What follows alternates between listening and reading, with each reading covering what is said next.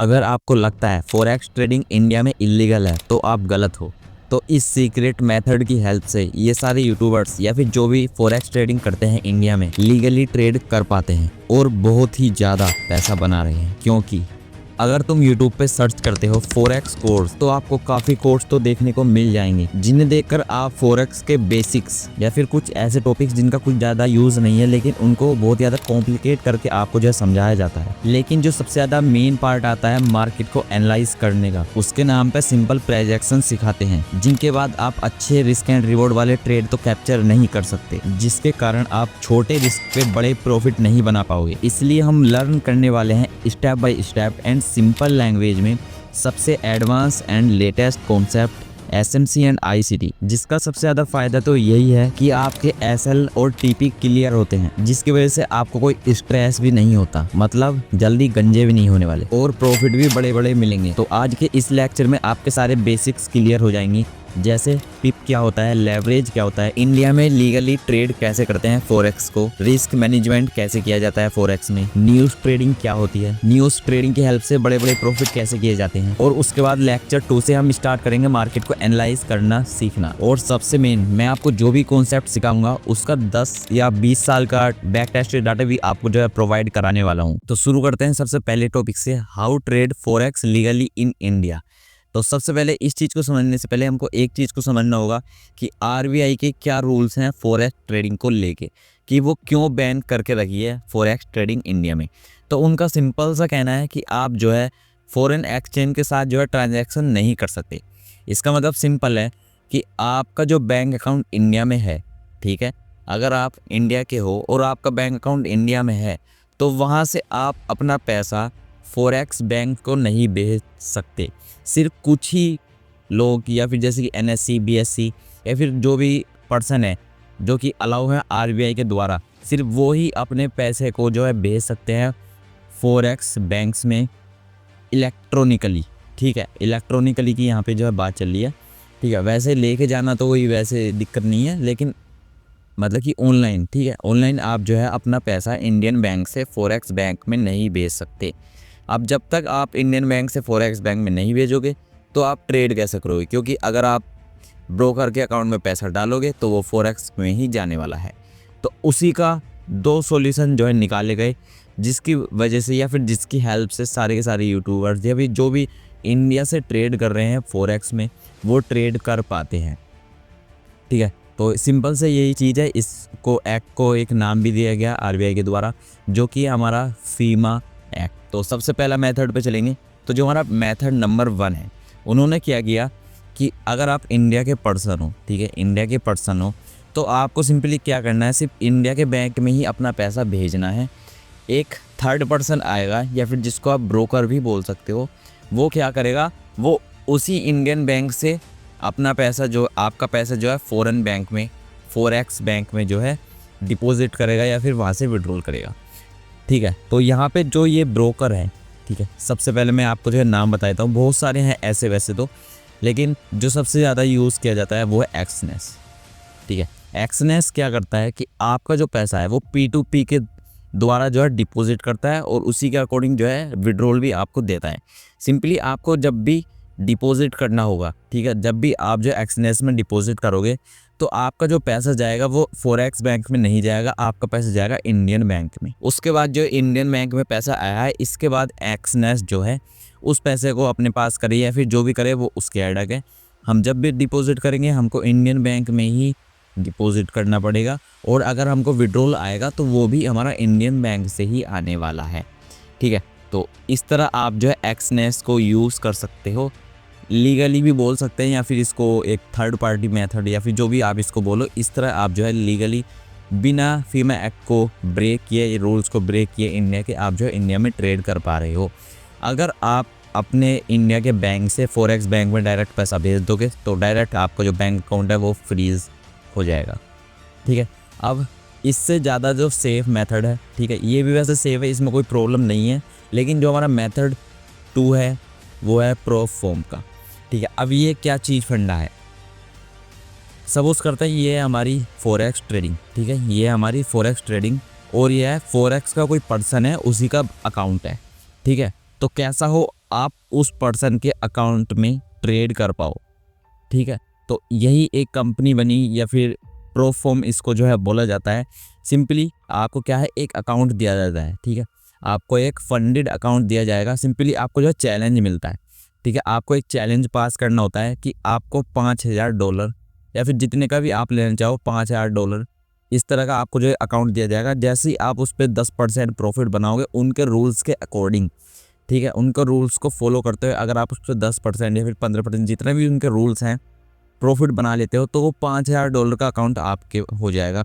उसके बाद आप उस अकाउंट में जितना भी प्रॉफिट करोगे, ठीक है, उसके बाद आप उस अकाउंट में जितना भी प्रॉफिट करने वाले हो उसका 80% या 85% जो भी उन्होंने मेंशन किया है अपने प्रोफॉर्म में, वो आपको जो है डायरेक्ट भेज दिया जाएगा आपके बैंक अकाउंट में। लेकिन वो जो इनकम होगी वो हमारी ट्रेडिंग की इनकम नहीं होने वाली, वो आएगी हमारी बिजनेस के अकॉर्डिंग। ठीक है, ये आएगी हमारी बिजनेस इनकम में, जिसके बाद आपको कोई भी बैंक अकाउंट फीस की प्रॉब्लम नहीं आने वाली। तो ये है हमारा सेकंड मेथड। ठीक है, अब ये प्रोफॉर्म कौन कौन से हैं मैं बहुत सारे नाम बता देता हूँ, जैसे कि फंडेड नेक्स्ट हो गया, ठीक है, या फिर फंडेड पिप्स हो गया, ठीक है, या फिर फंडेड फर्म हो गया, ये बहुत सारे हैं।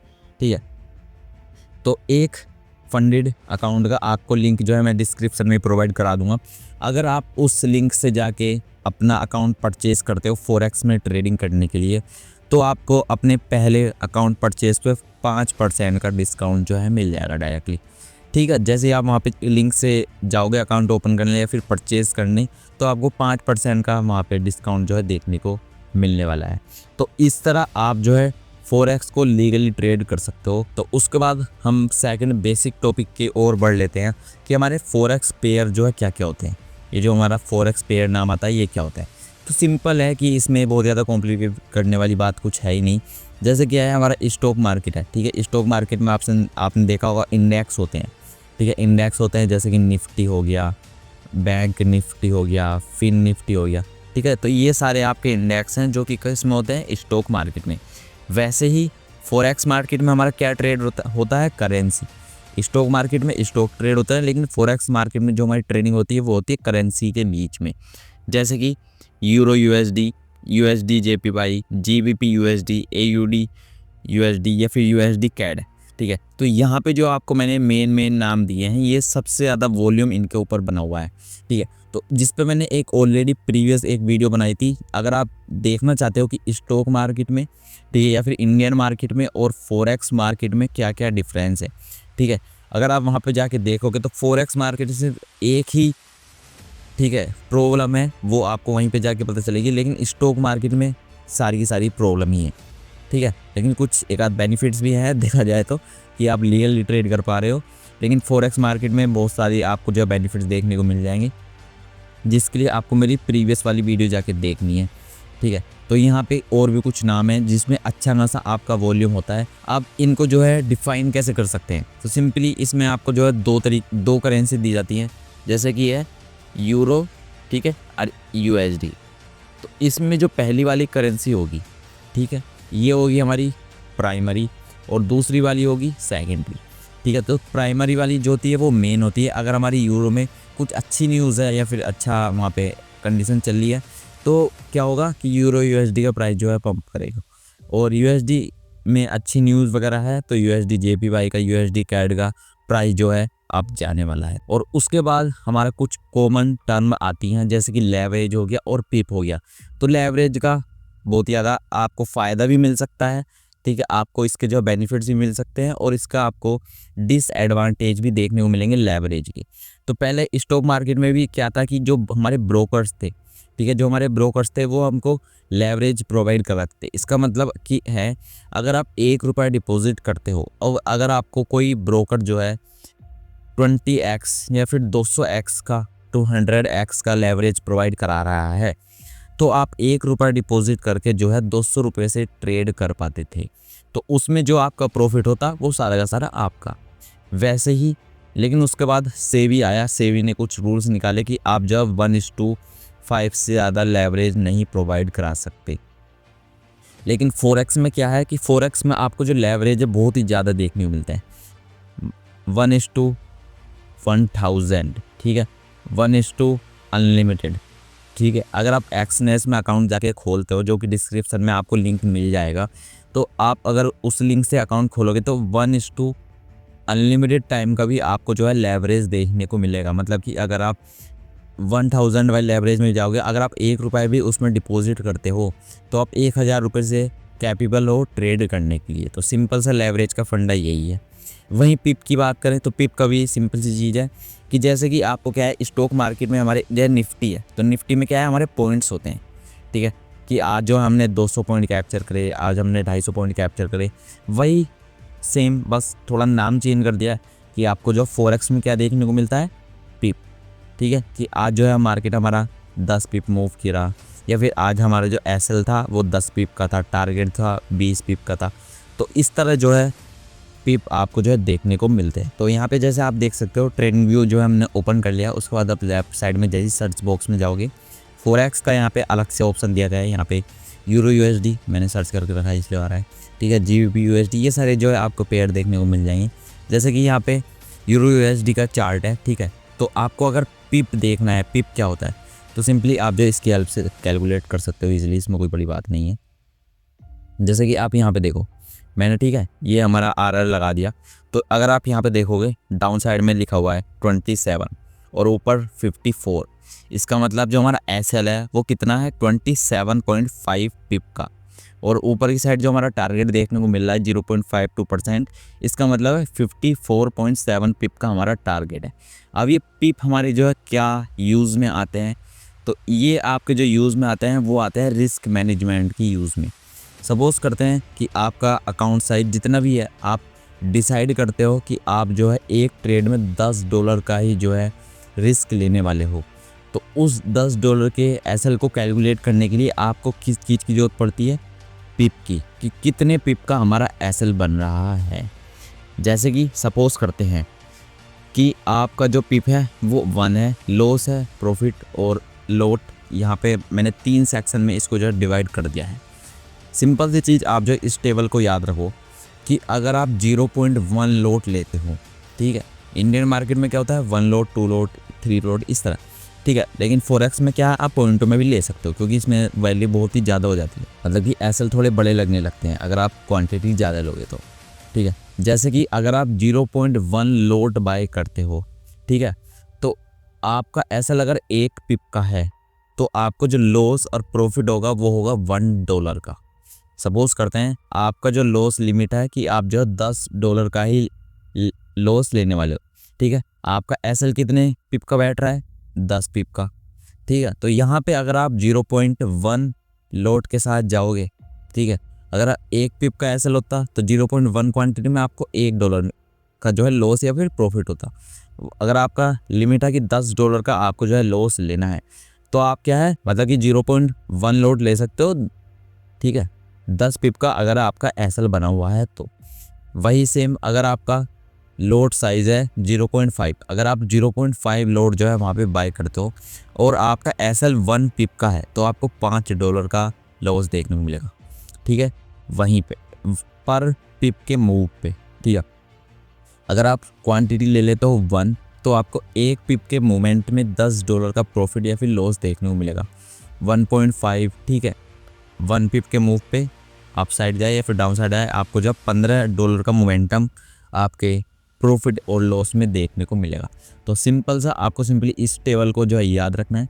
1 या 2 दिन आप जो है ट्रेड करोगे आपको सारी चीज़ें याद रहने लगेंगी, या फिर जो भी आपका अकाउंट साइज होगा एक बार आप जो है उस अकाउंट साइज के अकॉर्डिंग जो है आप कैलकुलेट कर सकते हो कि आपको पर डे अगर $1 का लॉस लेना है या फिर पर ट्रेड में $1 का लॉस लेना है तो आपको कितनी क्वांटिटी लेनी है कितने पिप के एसएल के साथ। एक बार कैलकुलेट कर लो, सब कुछ याद रहेगा। सिंपल सी चीज़ है।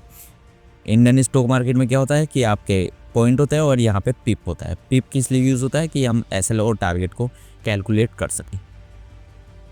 नेक्स्ट बहुत ही ज़्यादा छोटी चीज़ या फिर बहुत ही ज़्यादा बड़ी चीज़, ठीक है, वो होता है हमारे इवेंट्स। ठीक है, इंडियन स्टॉक मार्केट में हमारे इवेंट वगैरह देखने को मिलते हैं, जैसे इलेक्शन का टाइम आता है या फिर कोई भी बड़ी सी न्यूज़ आ जाती है या फिर कोई गलत न्यूज़ आ जाती है जिसके बाद मार्केट जो क्रैश हो जाता है। सेम वही फॉरेक्स में आपकी जो न्यूज़ होती हैं बहुत ही ज़्यादा होती हैं। ठीक है, वहाँ पे क्या है, इवेंट बहुत ही ज़्यादा देखने को मिलते हैं। जिसके बाद आपको क्या देखने को मिलेगा कि आपको अवॉइड करना है। अगर आप जो है इवेंट में ट्रेडिंग करोगे, सपोज़ करते हैं 7:30 पे आपका जो है कोई इवेंट है, अब वो पता कैसे चलेगा ये मैं आपको बता दूंगा, ठीक है। तो अगर आप पहले से ही पोजीशन में बने हो, सपोज़ करते हैं 7:05 से या फिर जब से भी आपकी पोजीशन चल रही है, तो आप ट्राई करो कि उस पोजीशन को आप जो है कोस्ट टू कोस्ट पे जो है ट्रेल कर लो।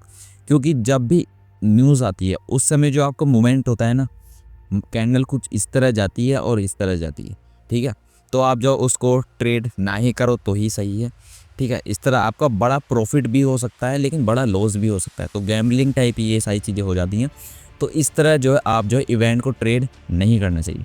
अब ये न्यूज़ आपको जो है कहाँ पता चलेंगी, आपको सिंपली सर्च करना है